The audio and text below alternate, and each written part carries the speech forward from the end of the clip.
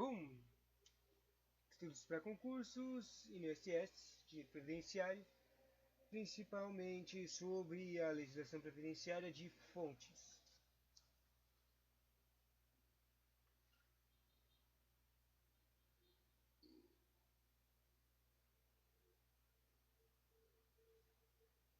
Quer dizer, as fontes da legislação previdenciária, que tem a jurisprudência, tem analogia, e tem um treco de equidade, os princípios gerais do direito,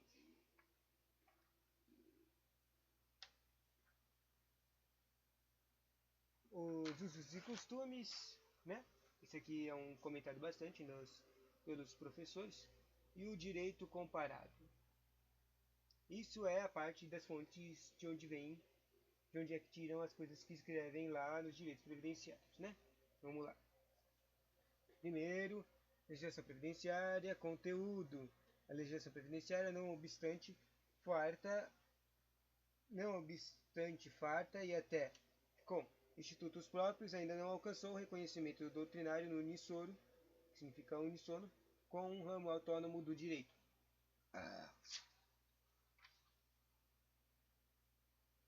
Em sendo a Seguridade Social, o conjunto integrado de ações de iniciativa dos poderes públicos e da sociedade destinadas a assegurar os direitos relativos à saúde, à previdência e assistência social. Por óbvio, o conteúdo dessa legislação previdenciária será o disciplinamento dos benefícios a serem concedidos, bem assim com o respectivo custeio. Enfim, quem pode se beneficiar, quais os benefícios a serem concedidos, sua extensão, condições e etc. São temas que, necessariamente, deverão compor o conteúdo da legislação previdenciária. Do outro lado, se tais benefícios significarão despesas, a forma de custeá-las não poderá ser aliada da legislação previdenciária. Quem custeia, quanto paga e como paga, suas condições, seus direitos, obrigações e limites e etc., será também objeto das disposições da legislação criada. Pode afirmar, enfim, que a legislação previdenciária, com uma moeda, necessariamente terá duas faces de conteúdo, benefícios e custeio. Benefício de um lado e do outro lado da moeda, o custeio. Agora, sobre as fontes, mas só que não são fontes de custeio. Quando eu li aqui fontes, eu achei que estava falando de fontes de custeio, mas não. Está falando aqui das fontes, de onde é que se escreve, de onde é que tiram as coisas para escrever a lei previdenciária. É isso que são essas fontes. São previdenciárias fontes. E aí as fontes são aquelas que eu falei agora há pouco. Os usos e costumes, e o direito comparado, a jurisprudência, a analogia, a equidade e os princípios gerais do direito, né? Vamos lá. Fonte é tudo aquilo de onde emana, jorra alguma coisa. É fonte do direito, metaforicamente, do quanto pode jorrar regras ou normas que disciplinem uma atividade de comportamento humano. Chama-se de fontes do direito diversos modos pelos quais estabelecem as regras jurídicas. O professor, sei lá o que, Bastos, também ensina que o termo fonte é utilizado analogicamente, como dela brota a água, e assim também já o direito a partir das suas fontes. Em sistemas de direito escrito como o nosso, a lei é a fonte suprema e quase única do direito. Este, no entanto, resulta de um conjunto hierarquizado de normas jurídicas. Costumam os autores dividir as fontes em direito em fontes materiais, ou seja, os elementos que concorrem para a criação das leis, e fontes formais, que são a forma externa de manifestar-se o direito positivo, enfim, as leis, no sentido lato de expressão. Afora a Constituição Federal, a lei maior de um país, destacam-se as disposições legais em geral, ou seja, A, B, C, D, E, F, ou seja, eles destacam as disposições das leis complementares, destacam as leis ordinárias, destacam as leis delegadas, destacam as medidas provisórias e destacam as relações, incluindo-se ainda os tratados de convenções internacionais. Todas essas coisas são usadas para criar a lei previdenciária e o direito previdenciário. No caso do direito previdenciário, a Constituição Federal é a principal fonte da dedicação, e elas estão escritas no artigo 201 e 202, e em toda a sua seção 3, do capítulo 2, do título 8, para tratar a Previdência Social como uma das parcelas da Seguridade Social.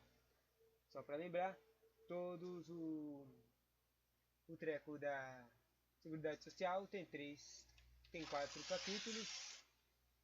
Um de Seguridade Social, que é básico, né, com os princípios também nos artigos 94 e 95.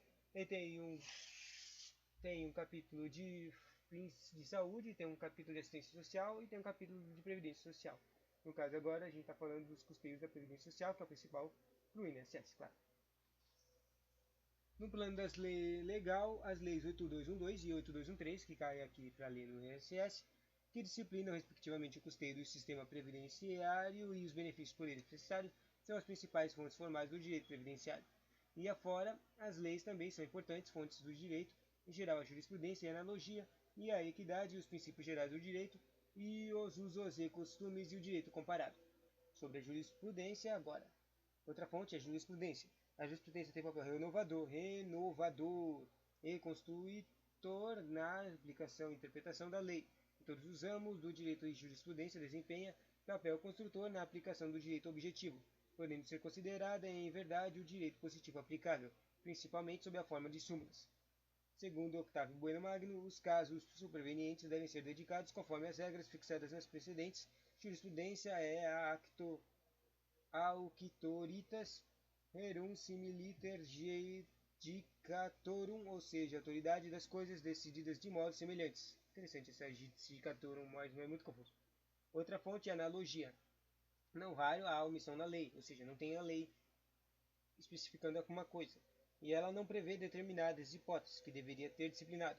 É lacunosa a lei, daí porque haverá necessidade de ser interpretada da sorte que seja integrada no ordenamento jurídico. A analogia tem como função criar e editar uma nova regra, com base na identidade da razão, entre outras normas integrantes do ordenamento jurídico. O fundamento primordial da analogia é a máxima latina de que, onde há uma identidade de razão, uma causa, que deve haver uma identidade de disciplina jurídica. E, para fazer o latinês só para ser chato, ubi eadem ratio legis, ibi eadem legis dispositio. Ubi eadem ratio legis, ibi eadem legis dispositio. Ubi eadem ratio legis, ibi eadem legis dispositio. Soltei a magia. Temos dois tipos de analogia. A analogia legal, apoiada numa disposição especial e precisa da lei, e a analogia jurídica com base nos princípios da legislação tomada no seu conjunto. A analogia busca suprir as lacunas da lei, tentando regular de maneira semelhante os fatos semelhantes. Segundo o professor Paulo de Barros Carvalho, tem-se por analogia o expediente de que se serve o aplicador da lei, ao colher em norma que incide em caso de semelhante na disciplina jurídica que o sistema positivo não mencionou expressamente. Explica o professor Celso Ribeiro Bastos. De novo, a analogia diferencia claramente a interpretação extensiva. Esta consiste em estender a abrangência da norma no maior grau possível para abarcar dentro dela todas as hipóteses passíveis de subjunção. É dizer, pela interpretação extensiva aplica-se a norma de situações ainda por ela enquadráveis, já na analogia isso não ocorre. O fato é reconhecido como fora da abrangência da norma. Acaba por receber a incidência do preceito de forma de abrangência da norma. E a professora Rui Barbosa, diz, leciona que a aplicação da por analogia implica a apreciação do estado de fato legal e comparação de analogia deste outro estado de fonte concreta. Interessante, não? Agora deixa eu dar uma olhada quanto tinta ainda tem a minha caneta. Tem bastante ainda. Agora volta para a próxima fonte, a fonte da equidade. Eu não sei o que significa fonte de equidade. Isso aqui é uma coisa que me confundiu, porque normalmente fala de equidade de princípios como um termo, um conteúdo, uma coisa referencial, não uma coisa que você usa para pensar, né? A equidade é referida como sendo a aplicação do direito natural, porém é conceituada como um processo de interpretação liberal do humana de normas de direito. Na prática, a equidade é utilizada da seguinte maneira: o intérprete, ao invés de fazer a aplicação do direito com olhos voltados para a rigidez da norma geral, procura encontrar no caso particular a sua própria lei. Evaristo de Moraes Filho pondera que, no direito comum, casos há ainda em que a própria lei autoriza o juiz dedicar por equidade e não com simples equidade, quando lhe permite suprir as lacunas da lei, criando a solução normal para o caso concreto como se fora legislador. Pronto.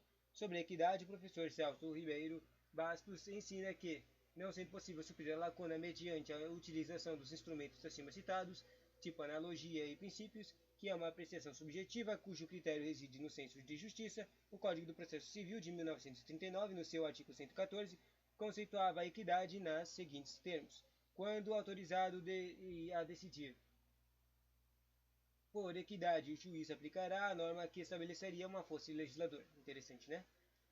Próximo, já o outro professor, chamado Rao, compreendia 3 regras fundamentais de equidade. A primeira regra é sobre por igual modo devem ser tratadas as coisas iguais e desigualmente as desiguais, que é a principal coisa que sempre falam quando falam da equidade. A segunda regra do Rao é 2. Todos os elementos que concorram para constituir a relação sob judice, causa ou pessoa, subjudice, causa ou pessoa, ou que, no tocante a estas tenham importância ou sobre elas exerçam influência, devem ser devidamente consideradas. E a terceira regra de Rao: entre várias soluções possíveis, deve-se preferir a mais suave e humana. Interessante, bonitinho, legal, suave e humana. Por ser a que melhor atende ao sentido da piedade e de benevolência da justiça. Jus bonum et aequon. Jus bonum et aequon. O direito à vida e dos direitos. Próxima fonte do direito previdenciário é o legislação previdenciária. Os princípios gerais do direito. O que será isso? Os princípios gerais do direito estão geralmente presentes nos sistemas de todas as nações civilizadas, pois são eles que informam o sistema jurídico positivo de que as disposições especiais fazem parte. Daí dizer Vicente Hall que o método comumente adotado para a investigação dos princípios gerais do direito consiste em partir das disposições particulares da lei e elevar-se por generalização crescente até encontrar o princípio no qual se enquadre o caso concreto não previsto pela disposição legal. Uau! Eu entendi esse aqui, na verdade. E o mais civilista, outro cara chamado Clovis Bevilacqua, ensinava que as expressões princípio geral do direito, direito natural, espírito de lei e equidade, princípios gerais do direito, direito natural, espírito da lei e equidade, significam a mesma coisa, apenas indicando as regras mais gerais como fonte do direito. E agora os usos e costumes, que são as principais coisas que os professores sempre comentam. Quer dizer, não é a coisa principal que eles comentam, mas eles sempre comentam isso. E na verdade eu nunca vi cair numa prova, em nenhuma questão que eu fiz, eu vi isso aqui. Mas os professores sempre comentam dos usos e costumes, dos fontes de usos e costumes. O costume consiste em uma regra de conduta criada pela consciência comum da coletividade que observa por modo constante e uniforme, estando sob a convicção dessa corresponder a uma necessidade jurídica. Com relação ao direito do trabalho, Evaristo Moraes Filho observa que, enquanto não se promulga com as leis, constituía-se por toda parte o costume como fonte informativa das relações entre empregados e empregadores e acabavam os interessados por tomar consciência desta regra informal e difusa na sociedade em que viviam. Sobre o direito comparado. O direito comparado é aquele que tem como ocupação comparar os diversos sistemas jurídicos existentes. Segundo Octávio Bueno, de novo, o direito comparado é com efeito, fonte perene de enriquecimento do sistema jurídico nacional. A sua contribuição foi fertilíssima para a formação do nosso direito do trabalho, talhado quase todo sob o modelo italiano. Em outras palavras, observando como os outros povos disciplinaram a mesma questão, poderemos aproveitar a experiência deles e, comparando e adaptando as nossas circunstâncias e peculiaridades, traçarmos as nossas regras sobre os mesmos assuntos, ou mesmo compreender melhor aquele tema regulando devidamente, evitando os erros já cometidos por outros países. Né? Interessantezinho. Só um pouco interessante. Acabou! O próximo conteúdo vai ser sobre legislação previdenciária, sobre autonomia da legislação. Eu não sei o que significa autonomia da legislação previdenciária.